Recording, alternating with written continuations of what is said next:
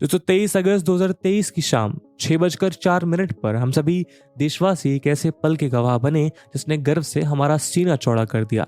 ये वो मंजर था जिसे देखने का प्रयास हम सब ने आज से लगभग 4 साल पहले भी किया था, लेकिन उस अधूरी सफलता का बोझ इसरो के साइंटिस्ट के कंधों से आखिरकार 23 अगस्त को उतर गया, जहां 4 साल की कड़ी मेहनत के बाद भारत ने वो कर दिखाया जिसका ख्वाब पूरी दुनिया और उस दुनिया के बड़े बड़े देश देखते रहे और आखिरकार चांद के साउथ पोल पर सॉफ्ट लैंडिंग करने वाले दुनिया के पहले देश का खिताब हिंदुस्तान के नाम हुआ। भारत की सफलता ने दुनिया को ये संदेश दिया कि अब भारत रुकने वाला नहीं है, अब अंतरिक्ष में हमारा परचम और भी ऊंचा लहराएगा, जिसके लिए इसरो के वैज्ञानिकों ने कमर कस ली है। असल में जहां सभी देशवासी अभी भी सफलता का जश्न मना रहे हैं, वहीं इसरो देशवासियों को एक नई खुशखबरी देने की तैयारी में लग गया है। हम बात कर रहे हैं भारत के पहले मैन्ड स्पेस मिशन गगनयान की। हालांकि इस मिशन के पहले भी इसरो कुछ इंपॉर्टेंट मिशन जैसे आदित्य L1, मंगलयान 2 और शुक्रयान की लॉन्चिंग को अंजाम दे सकता है, लेकिन इन सभी मिशन के बीच गगनयान मिशन को इसरो के अब तक के इतिहास का सबसे बड़ा मिशन, सबसे बड़ा चैलेंजिंग और सबसे कॉम्प्लेक्स टास्क बताया जा रहा है। आसान शब्दों में कहें तो गगनयान मिशन के अंडर इसरो द्वारा बनाए गए स्पेसक्राफ्ट के जरिए भारत के एस्ट्रोनॉट्स अंतरिक्ष की सैर पर जाने वाले हैं। डेफिनेटली स्पेस में पहुंचना कोई रेयर अचीवमेंट नहीं होगा, क्योंकि जून 2023 से मिले डेटा के हिसाब से अब तक सिर्फ 656 लोग ही स्पेस में गए हैं। लेकिन ये डेटा असली पिक्चर नहीं दिखाता, क्योंकि असल में ये सभी लोग सिर्फ 3 देशों द्वारा स्पेस में भेजे गए हैं। यानी मैन्ड स्पेस मिशंस को पूरा करने की कैपेबिलिटी सिर्फ 3 देशों के पास है, और वो देश है यूएसए, रशिया और चाइना।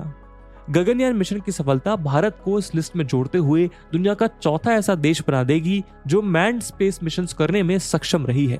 आज की इस वीडियो में हम गगनयान मिशन के बारे में एक डिटेल डिस्कशन करेंगे, जहां हम गगनयान के मॉड्यूल्स के बारे में जानेंगे, किस ट्रैजेक्टरी को फॉलो करते हुए गगनयान मिशन स्पेस में भारतीय एस्ट्रोनॉट्स को लेकर जाएगा और कैसे वहां पर मिशन कंप्लीट करके वापस उसे एस्ट्रोनॉट्स के साथ लौटना है। साथ ही हम इस मिशन से जुड़े चैलेंजेस को भी डिस्कस करेंगे। तो इस वीडियो की इंपॉर्टेंस यूपीएससी प्रीलिम्स और जीएस मेंस के साइंस एंड टेक्नोलॉजी सबसेक्शन के लिहाज से इंपॉर्टेंट है। तो चलिए शुरू करते हैं आज का डिस्कशन।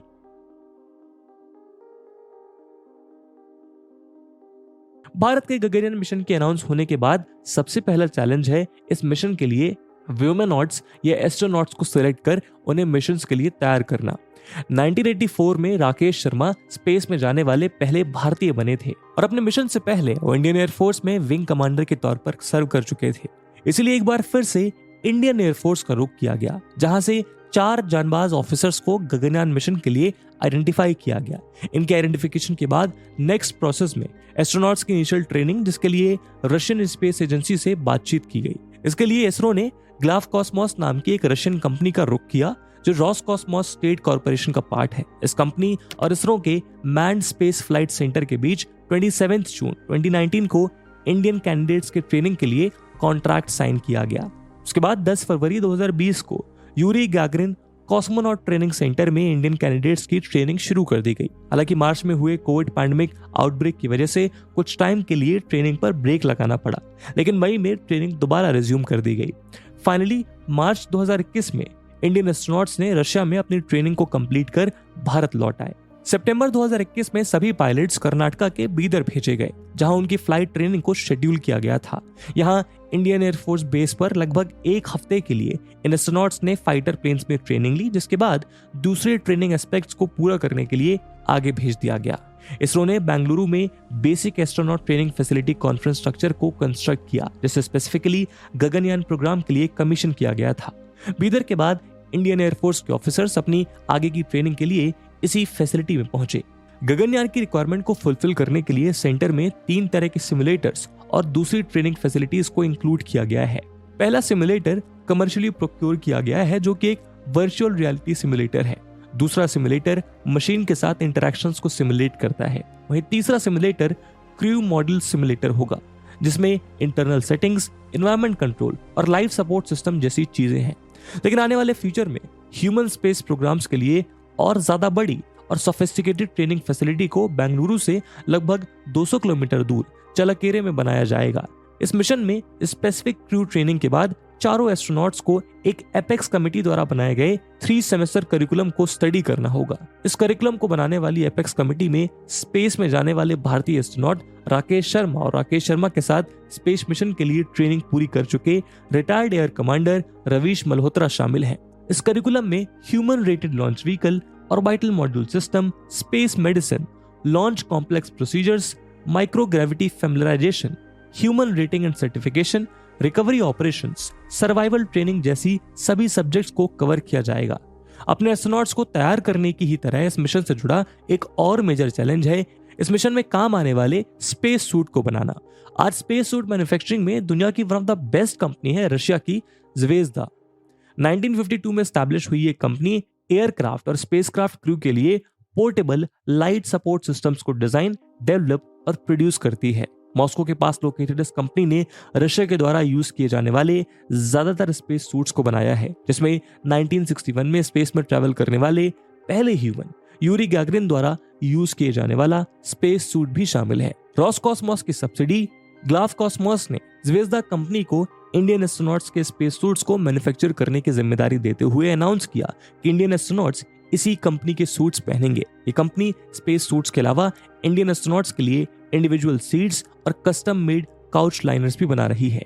अगली रिक्वायरमेंट है मिशन ड्यूरेशन के दौरान एस्ट्रोनॉट्स के लिए सूटेबल और रिक्वायर्ड फूड को प्रिपेयर करना। इसकी जिम्मेदारी मैसूरू में situated defence food research laboratory को दी गई है। और खुशी की बात यह है कि यहाँ के 40 साइंटिस्ट ने गगनयान मिशन के लिए ready to eat dishes already तैयार कर ली हैं, जिनकी रिक्वायर्ड क्वांटिटी को ऑर्डर्स मिलने पर डिलीवर किया जाएगा। इतना ही नहीं, मिशन की लॉन्चिंग से पहले कम्युनिकेशन से रिलेटेड इश्यूज को भी एड्रेस करना जरूरी होगा, जिसके लिए फॉरेन स्पेस एजेंसीज की हेल्प ली जा रही है। उदाहरण के लिए फ्रांस की स्पेस एजेंसी CNES इंडिया के फ्लाइट फिजिशियंस और कैपकॉम मिशन कंट्रोल टीम्स को ट्रेनिंग देगी। इसी तरह मिशन की स्मूथ मॉनिटरिंग के लिए ऑस्ट्रेलिया के साथ भी बात की गई है, ताकि ऑस्ट्रेलियन टेरिटरी कोकोस आइलैंड पर ग्राउंड स्टेशन सेटअप किया जा सके। दोस्तों, गगनयान का वजन होगा 8.2 टन और इसकी कैरिंग कैपेसिटी 3 एस्ट्रोनॉट्स की होगी। थियोरेटिकली साइंटिस्ट ने इस मिशन को स्पेस तक पहुंचाने के प्रोसेस को 4 स्टेप्स में डिवाइड किया था। पहला स्टेप यानी सबसे पहले चरण में लॉन्च व्हीकल को डिजाइन और डेवलप करना। इस मिशन के लिए इसरो ने अपने प्रूवन और रिलायबल लॉन्च व्हीकल LVM-3 का चयन किया है। ये वही लॉन्च व्हीकल है जिसका इस्तेमाल चंद्रयान 3 को लॉन्च करने के लिए किया गया था, लेकिन चूंकि इस लॉन्च व्हीकल को मैन्ड मिशन के हिसाब से मॉडिफाई किया गया है, इसलिए अब इसका नाम HLVM-3 यानी ह्यूमन रेटेड LVM-3 रखा गया है। वैसे तो ये लॉन्च व्हीकल 3 स्टेजेस का ही है। इसमें पहली स्टेज सॉलिड फ्यूल बेस्ड, दूसरी स्टेज लिक्विड फ्यूल बेस्ड और तीसरी क्रायोजेनिक स्टेज होगी। सॉलिड स्टेज में फ्यूल के तौर पे HTPB यानी हाइड्रोक्सिल टर्मिनेटेड पॉलीब्यूटाडीन का इस्तेमाल, लिक्विड स्टेज में UDMH यानी अनसिमेट्रिकल डाइमिथाइल हाइड्रोजीन का यूज और क्रायोजेनिक स्टेज में लिक्विड ऑक्सीजन और लिक्विड हाइड्रोजन का इस्तेमाल किया जाएगा। इन 2 स्टेजेस के अलावा इसमें एक ऑर्बिटल मॉड्यूल और क्रू एस्केप सिस्टम को भी जोड़ा गया है। गगनयान के स्पेस में पहुंचने के बाद लॉन्च व्हीकल से ऑर्बिटल मॉड्यूल अलग हो जाएगा।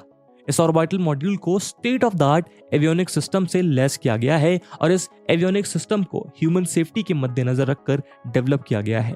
ऑर्बिटल मॉड्यूल में 2 पार्ट्स अटैच्ड हैं। पहला है क्रू मॉड्यूल और दूसरा है सर्विस मॉड्यूल। क्रू मॉड्यूल को बिल्कुल अर्थ के किसी हैबिटेबल एनवायरनमेंट की तरह बनाया गया है। इसमें डबल वॉल का कंस्ट्रक्शन किया गया है, जिसमें प्रेशराइज्ड मेटेलिक इनर स्ट्रक्चर और थर्मल प्रोटेक्शन सिस्टम के साथ अनप्रेशराइज्ड एक्सटर्नल स्ट्रक्चर शामिल है। सिर्फ इतना ही नहीं, क्रू मॉड्यूल में crew interfaces, human centric products, life support system, avionics और डिसेलरेशन सिस्टम्स भी मौजूद हैं। साथ ही यही क्रू मॉड्यूल एस्ट्रोनॉट्स को सेफली वापस अर्थ सरफेस पर लाने का काम भी करेगा। सर्विस मॉड्यूल का काम होगा ऑर्बिट में रहने के दौरान क्रू मॉड्यूल को नेसेसरी सपोर्ट देना। ये एक अनप्रेशराइज्ड स्ट्रक्चर होगा जिसमें thermal system, propulsion system, power system, avionic system और डिप्लॉयमेंट मैकेनिज्म्स होंगे। सबसे लास्ट में आता है क्रू एस्केप सिस्टम। अगर लॉन्च पैड पर या एसेंट फेज के दौरान किसी भी प्रकार की इमरजेंसी हो जाती है, तो ऐसे में क्रू की सेफ्टी को इंश्योर करने के लिए यह एस्केप सिस्टम डिजाइन किया गया है। ये इमरजेंसी के केस में क्रू को एक सेफ डिस्टेंस पर पहुंचा देगा और इस पर्पस के लिए इस सिस्टम में क्विक एक्टिंग और हाई बर्न रेट वाले सॉलिड मोटर्स का इस्तेमाल किया गया है। एस्ट्रोनॉट्स की सेफ्टी को ध्यान में रखते हुए इसरो ने मैन्ड मिशन भेजने से पहले अनमैन्ड मिशन भी प्लान कर रखा है। ये टेक्नोलॉजी डिमॉन्स्ट्रेशन, सेफ्टी और रिलायबिलिटी वेरिफिकेशन के लिए एक प्रोटोटाइप की तरह होगा, जो क्रूड फ्लाइट से पहले सिस्टम की परफॉर्मेंस को स्टडी करेगा। अनमैन्ड मिशन में व्योमा मित्र नाम का एक रोबोट को स्पेस भेजा जाएगा और वापस अर्थ पर लाया जाएगा।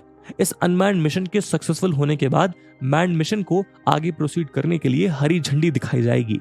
मैन्ड मिशन में सबसे पहले LVM-3 लॉन्च व्हीकल को श्रीहरिकोटा के सतीश धवन स्पेस सेंटर से लॉन्च किया जाएगा।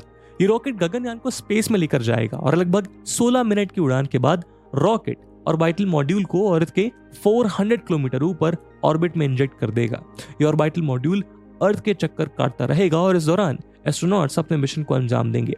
एस्ट्रोनॉट्स स्पेस में करीब 7 दिन तक रहेंगे और इस दौरान सभी प्लान्ड एक्सपेरिमेंट्स को पूरा करेंगे और मिशन ऑब्जेक्टिव्स को फुलफिल करेंगे। मिशन पूरा होने के बाद ऑर्बिटल मॉड्यूल के दोनों हिस्से यानी सर्विस मॉड्यूल और क्रू मॉड्यूल एक दूसरे से अलग हो जाएंगे। इसके बाद एस्ट्रोनॉट्स को कैरी करते हुए ये क्रू मॉड्यूल अर्थ के एटमॉस्फेयर के फ्रिक्शन को झेलते हुए ये री एंटर कर जाएगा, जिसके बाद इसे बे ऑफ बंगाल में लैंड कराया जाएगा। लैंडिंग के समय अर्थ की ग्रेविटी की वजह से क्रू मॉड्यूल काफी तेजी से अर्थ की तरफ बढ़ रहा होगा और इस चीज को ध्यान में रखते हुए क्रू मॉड्यूल की स्पीड को कम करने के लिए इसमें 2 पैराशूट्स को अटैच किया गया है। ये पैराशूट्स क्रू मॉड्यूल की स्पीड को 216 मीटर्स पर सेकंड से घटाकर 11 मीटर पर सेकंड तक ले जाएगा, जिसके बाद क्रू मॉड्यूल पानी के ऊपर लैंड कर जाएगा। इस दौरान क्रू मॉड्यूल से एस्ट्रोनॉट्स की रिकवरी के लिए पहले से ही वहां पर एक टीम तैनात होगी जो एस्ट्रोनॉट्स को इंडियन मेनलैंड पर लेके आएंगे। इस पूरे मिशन के दौरान क्रू मॉड्यूल के अंदर एस्ट्रोनॉट्स को तरह तरह के चैलेंजेस फेस करने होंगे। गगनयान को पूरे मिशन के दौरान अर्थ जैसा एटमॉस्फेयर क्रिएट करने के लिए ऑक्सीजन की एडिक्वेट सप्लाई, कंफर्टेबल टेम्परेचर और ह्यूमिडिटी को मेंटेन करना होगा। एक ग्रेविटी फील्ड से दूसरी ग्रेविटी फील्ड में ट्रांजिशन के दौरान एस्ट्रोनॉट्स की बॉडी पर भी नेगेटिव इंपैक्ट पड़ता है, जिसकी वजह से उनका हैंड आई और हेड आई कोऑर्डिनेशन इफेक्ट होता है। एस्ट्रोनॉट्स को अर्थ के कंपैरिजन में स्पेस मिशन के दौरान लगभग 10 गुना ज्यादा रेडिएशन झेलनी पड़ती है, जो कैंसर के रिस्क को बढ़ा सकता है और सेंट्रल नर्वस सिस्टम में प्रॉब्लम्स क्रिएट कर सकता है। इसलिए पूरे सिस्टम को भी फुल प्रूफ बनाया जाना जरूरी है, क्योंकि अगर प्रेशर सिस्टम में कोई छोटी सी भी गड़बड़ी हुई तो मॉड्यूल इम्प्लोड या एक्सप्लोड हो सकता है। दोस्तों, गगनयान मिशन के पास बहुत बड़ा पोटेंशियल है कि जहां वो इंडिया के लिए एक हिस्टोरिक अचीवमेंट को मार्क कर सकता है, लेकिन ये मिशन लगातार डिले होता जा रहा है, जिसके कई कारण रहे हैं। गगनयान मिशन में डिले होने का सबसे पहला और मेजर रीजन है technological challenges. Necessary life support system, spacecraft design और क्रू मॉड्यूल को डेवलप करने के साथ साथ स्पेस में उनकी कॉम्पैटिबिलिटी को परखना जरूरी है, वरना एक छोटी सी गलती के कारण एस्ट्रोनॉट्स अपनी जान गंवा बैठेंगे, जिसके उदाहरण हम पहले भी देख चुके हैं, जैसे 27 जनवरी 1967 को हुए अपोलो 1 डिजास्टर में हुआ था। अपोलो 1 मिशन के लिए प्री लॉन्च टेस्ट के दौरान कैबिन में आग लग गई, जिसकी वजह से 3 एस्ट्रोनॉट्स की जान चली गई थी। जांच में पता लगा कि एक इलेक्ट्रिकल फॉल्ट की वजह से कैबिन में मौजूद ऑक्सीजन एटमॉस्फेयर ने आग पकड़ ली थी। 28 जनवरी 1986 को भी एक ऐसा ही स्पेस डिजास्टर तब हुआ जब लिफ्ट ऑफ के सिर्फ 73 सेकंड बाद चैलेंजर स्पेस शटल जलकर राख हो गया था। इस एक्सप्लोजन की वजह से सभी 7 एस्ट्रोनॉट्स की मौत हो गई थी।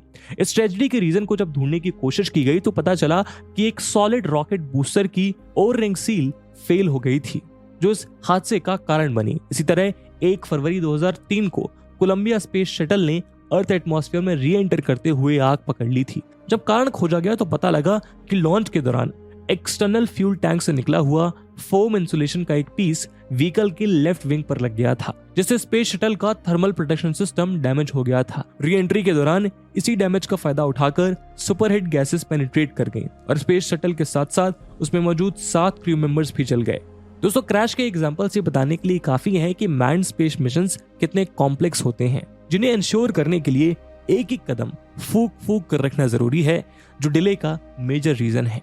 इन्हीं टेक्नोलॉजिकल डिफिकल्टीज के कारण 2020 में आया ग्लोबल कोविड-19 पैंडेमिक भी डिले का एक मेजर कारण बना। लॉकडाउन, ट्रैवल रिस्ट्रिक्शन और सेफ्टी प्रोटोकॉल्स में वर्क शेड्यूल के साथ साथ सप्लाई चेन और कोलैबोरेशंस को भी डिस्टर्ब किया। इसके अलावा बजट कंस्ट्रेंट्स, दूसरे मिशन की प्रायोरिटी और रिगरस टेस्टिंग जैसे रीजंस भी समय समय पर इस प्रोग्राम को डिले करते रहे हैं।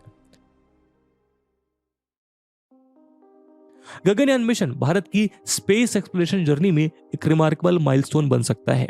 अंतरिक्ष में ह्यूमंस को भेजने का जो एम इसरो ने बनाया है, वह देश के डिटर्मिनेशन, टेक्नोलॉजिकल प्रोग्रेस और साइंटिफिक एडवांसमेंट की तरह कमिटमेंट को दर्शाता है। अगर ये मिशन सक्सेसफुली एग्जीक्यूट कर लिया गया तो न सिर्फ इससे स्पेस ट्रैवल में भारत की कैपेबिलिटीज को डेमोन्स्ट्रेट किया जा सकेगा, बल्कि फ्यूचर जनरेशंस को और भी बड़े स्पेस मिशंस करने के लिए इंस्पायर किया जा सकेगा। अब जैसे जैसे मिशन आगे प्रोग्रेस करेगा वैसे वैसे पूरी दुनिया की नजर भारत की तरफ बढ़ेगी। फिलहाल इस मिशन की प्रोग्रेस को देखते हुए एक बात तय है कि इसे लॉन्च होने में कंसिडरेबल अमाउंट ऑफ टाइम लगने वाला है, क्योंकि इसरो फुल प्रूफ प्लान के साथ ही इस मिशन की तैयारी कर रहा है, जो इस मिशन की सक्सेस प्रोबेबिलिटी को और ज्यादा बढ़ा देगा। जिस तरह से इसरो ने मून के साउथ पोल पर लैंड करके भारत को गौरवान्वित किया है, इससे भी बेहतर एहसास गगनयान हमें देने वाला है। इसी उम्मीद के साथ आज के डिस्कशन को हम यही समाप्त करते हैं। आई होप आपको ये वीडियो पसंद आई।